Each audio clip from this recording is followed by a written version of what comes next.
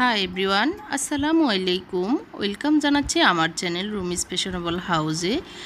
আমি তো আলহামদুলিল্লাহ খুব ভালো আছি। আপনারা সবাই কেমন আছেন? আশা করছি সবাই ভালো আছেন। আমার ব্লগটিতে আজকে আমি খুব সহজে খুব মজাদার একটি ডাল রান্না দেখাবো। আর হচ্ছে লাস্ট পর্যন্ত দেখবেন। লাস্টে আরেকটি সহজ, যেটা আমাদের বাসায় যা আসছে তা দিয়েই আমি একটি আচার বানিয়েছি, সেটা হচ্ছে রসুনের আচার, সেটাও দেখাবো। তো শেষ পর্যন্ত আমার ব্লগটি দেখবেন এই আশা করছি। তো ব্লগটি শুরু করার আগে বলছি, যারা আমার চ্যানেলে নতুন, যারা আমার চ্যানেলটিকে এখনও সাবস্ক্রাইব করেননি, প্লিজ আমার চ্যানেলটিকে সাবস্ক্রাইব করবেন এবং পাশে থাকা বেল বাটনটিও চাপ দিবেন, যাতে করে প্রতিদিনের ব্লগের নোটিফিকেশন আপনার কাছে চলে যায়। তো আমরা এখন দেখতেই পেরেছেন, আমার ছোটো ভাইয়ের বউ তামান্না আর মেয়ে নামিরা আর মুনতাসির সহ আমরা একটু বাইরে যাচ্ছি সন্ধ্যাবেলায় এখন। তো একটু স্বপ্নাতে কাজ ছিল আমার। ছোট ছোট আসলে বাসায় তেলাপোকা দেখি রান্নাঘরে মাঝে মাঝে অনেকগুলো উপরে দেখা যাচ্ছে। সেই জন্য ভাবলাম এই কালো হিট যেটা টিউব, সেটা নাকি অনেক ভালো, অনেকে বলেছেন। তো সেটা স্বপ্নেতে পাওয়া যায়। তো এই জন্য আসবো অনেক দিন আসা হচ্ছে না। তো আজকে চলে আসলাম, সেটা নিলাম। আর নামিরা নিল এই যে পিনাট বাটার আর হলো ওর ফেভারিট চকলেট। তো ওগুলো নিয়ে আমরা একটু ম্যাঙ্গো ট্রিতে এসেছি, একটু চাপ লুচি খাবো। আর ইচ্ছে ছিল আসলে ফুচকা খাওয়ার, অনেক দিন আসলে ঈদের পরে মিষ্টি জাতীয় অনেক খাবার খাওয়া হয়েছে। ফুচকা খেতে মন চাইছিল সবারই, কিন্তু ফুচকাওয়ালাদেরকে উঠিয়ে দিয়েছে রোডে, যার কারণে ফুচকা নেই। তো বাধ্য হয়ে আমরা চাপ লুচি খেতে বসেছি। তো ম্যাঙ্গোটির এই চাপ লুচিটা অনেক ফেমাসই বলা যায়, সবাই পছন্দ করেন। এখানে জায়গাও পাওয়া যায় না, আমরা কিন্তু সিরিয়ালে দাঁড়িয়ে থেকে অনেকক্ষণ পর সিরিয়াল পেয়েছি। তো সেই হিসেবে ভালোই লাগে এমনি খেতে। তারপরে এখন ওদের ঝাল লাগতেছে, আর আমার ফাহাদ মানে মুবাশির মুত্তাকি আসেনি, ওদের জন্য লুচি চাপ নিয়েছি। আর আপন কফি হাউস থেকে আমরা কফি নিব।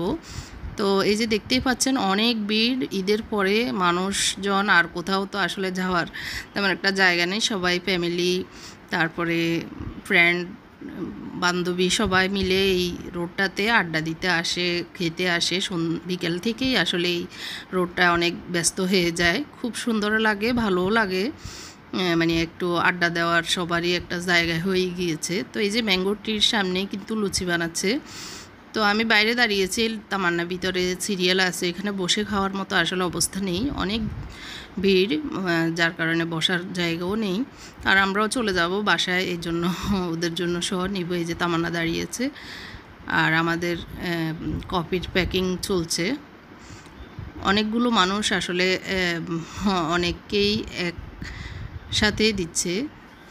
তো যাই হোক, আমরা তো চলে এসে খাওয়া দাওয়া রাতে শেষ হয়েছে, এখন সকালবেলা, পরের দিন সকালবেলা আর কি। তো আমি সকালের নাস্তার আয়োজন করছি, আটা বসিয়েছি, আটার ঝোল, আর হচ্ছে একটু কুমড়া ভাজি করব, সেটা বসিয়ে দিয়েছি। তো কুমড়াটা আসলে অনেক দিন আগেই আমরা পূর্বাচল গিয়েছিলাম, তখন এনেছি আসলে, আর রোজার ভিতরে রান্না করা হয়নি, খাওয়া হয়নি। তো সেই জন্য ভাবলাম যে একটু নষ্ট হয়ে যাবে হয়তো, এই জন্য কুমড়াটাকে চিকন করে কেটে নিয়েছি। আর হচ্ছে পাশের চুলে আমি আটাটাও করে নিচ্ছি, একটু ঠান্ডা হলে করব, রুটি বানাবো এই জন্য।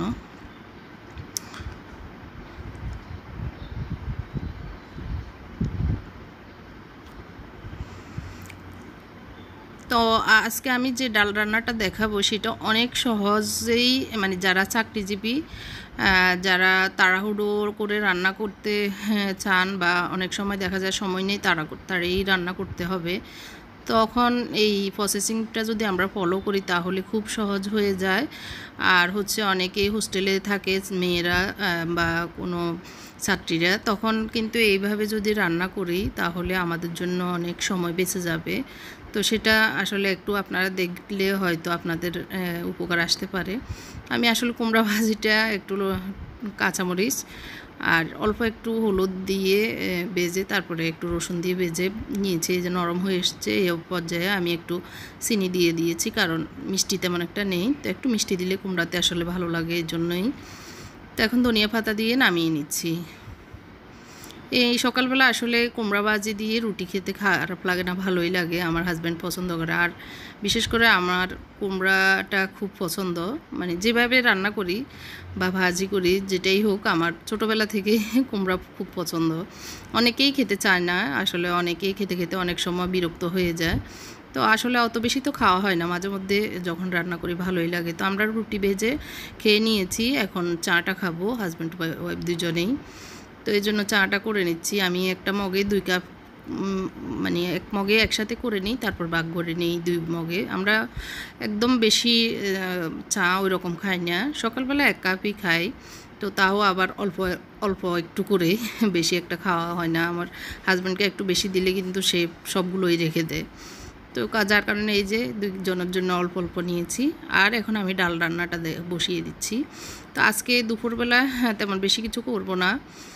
আমি একসাথে আলুটাও দিয়ে দিচ্ছি, সে আলু সিদ্ধ, মানে আলুর ভর্তা আর হলো এই যে ডাল। তো আমি মুগ ডাল এবং মসুরের ডালকে ধুয়ে কিছুক্ষণ ভিজিয়ে রেখেছিলাম, না ভিজালেও চলবে। তো এখন আমি পরিমাণ মতো পানি দিয়ে দিয়েছি, মানে ডালের চেয়ে 2 ভাগ বেশি দিয়েছি। আর এখন একটু হলুদ আর লবণ দিয়ে সিদ্ধ বসিয়ে দিব প্রেশার কুকারে। প্রেশার কুকারে এভাবে যদি আমরা সিদ্ধ করে নিই, আমার মনে হয় 5 মিনিটও লাগবে না রান্না করতে। একটু আগুনটা মিডিয়াম আছে রান্না করলে খুব সহজেই এই ডালটা সিদ্ধ হয়ে যায়, আর অল্প সময়ে আমাদের শর্টকাট হয়ে যায়। এই যে আমার সিদ্ধ হয়েছে, আমি আমার প্রেশার কুকারে বেশি একটা শীষ নিতে হয় না, 1-2 শীষে হয়ে যায়, মানে যে ইয়েটা উঠে আওয়াজটা। তো এখন আমি একটু ঘুটে নিচ্ছি, একটু আমার পরিমাণ মতো আমি তরল করে নিয়েছি। আপনারা যেরকম থিকনেসে খাবেন সেরকম আপনারাও পানি দিয়ে একটু বলক আসা পর্যন্ত উতরিয়ে, মানে বলক আসতে দিবেন। এটা ডাল রান্না তো আমরা অনেক সময় দেখা যায় গ্যাসের চুলায় বসিয়ে দিই, যতক্ষণ সময় লাগে গলতে মজতে ততক্ষণ বসিয়ে রাখি। যা অনেকের আছে গ্যাস নেই, সিলিন্ডার ইউজ করেন, অনেকে আছে তাড়াহুড়ো করে রান্না করতে হবে, তখন এই প্রেশার কুকারে রান্না করলে একদিকে গ্যাসের সাশ্রয় হয় আর সময়ও অনেক কম লাগে। তো আমি এখন বাগারটা কিভাবে দিচ্ছি, বাগারটা যদি আমরা এভাবে দিই অনেক মজাদার হয়, একদম রেস্টুরেন্টের মতোই, ইন্ডিয়ান স্টাইলে ভালোই খেতে লাগে। আপনারা একবার হলেও ট্রাই করবেন। আর যারা আমার এই রেসিপিটা ফলো করছেন বা করবেন, আমাকে কমেন্ট করে জানাবেন। এটা অনেক মজাদার। দেখতে পাচ্ছেন আমি তেলের ভিতরে 1 চিমটি পরিমাণ জিরা দিয়েছি, প্রথমে রসুন দিয়েছি, তারপরে পেঁয়াজ কুচি দিয়েছি, তারপরে দিয়েছি একটু কারি পাতা, একটু হলুদ, আর একটু দিচ্ছি এখন বিট লবণ। এই বিট লবণটা একটু দিলে অনেক বেশি ভালো লাগে, গ্রান লাগে। একটু ভালো করে বাগারের মতো করে ভেজে নিচ্ছি আমি সবগুলো উপকরণ। এখন দিয়ে দিচ্ছি খানিকটা, মানে অনেকগুলোই ধনিয়া পাতা, এটাকেও একটু ভেজে নিব। এভাবে যদি বাগারটা অনেক মজাদার, অনেক স্বাদ লাগে খেতে। আসলে অন্য কিছু আর লাগে না, ডাল দিয়ে ভাত অনেক বেশি খাওয়া যায় এরকম। তো এই রেসিপিটা আশা করব আপনারা ট্রাই করবেন, যারা আমার ব্লগটি দেখবেন ট্রাই করে খেয়ে আমাকে আবার কমেন্ট করে জানাবেন আপনাদের কেমন লেগেছে।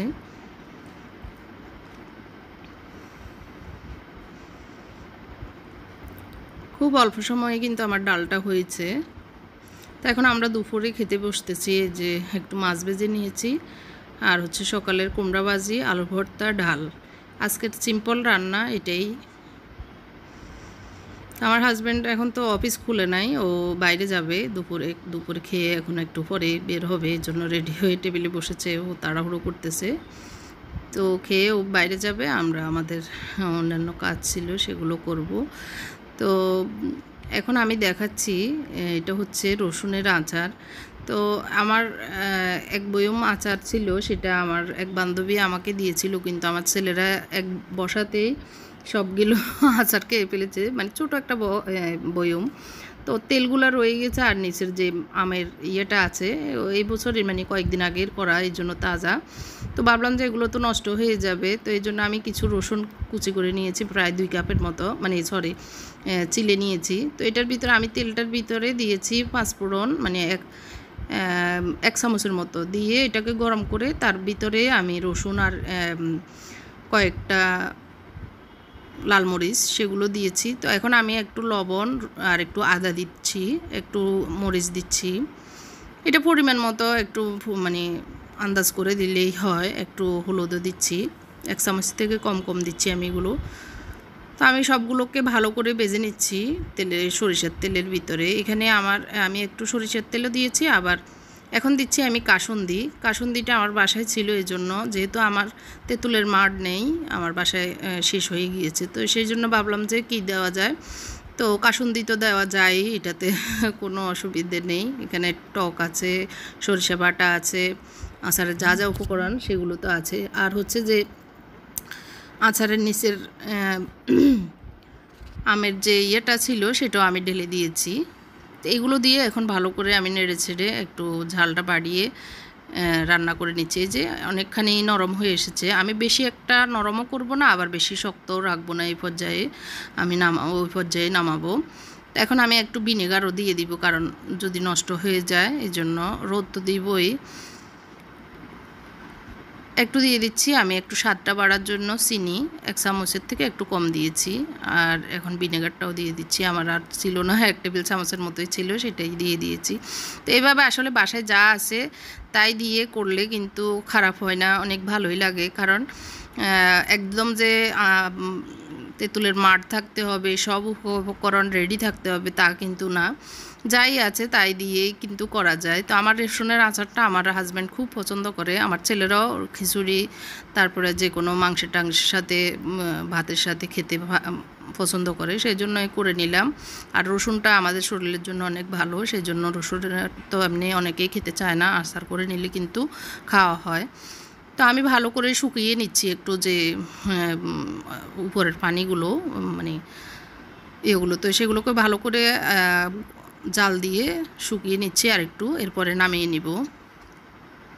তো এইভাবে আপনারা করতে পারেন। আমি দেখতে পেরেছেন আমের আচারের কিছু অংশ দিয়েছি, আর কাসুন্দি দিয়ে এই যে সুন্দর একটা আচার বানিয়ে নিয়েছি। আই হোপ আমার আজকের ব্লগটি ভালো লেগেছে। ভালো লাগলে লাইক, কমেন্ট, শেয়ার করতে ভুলবেন না।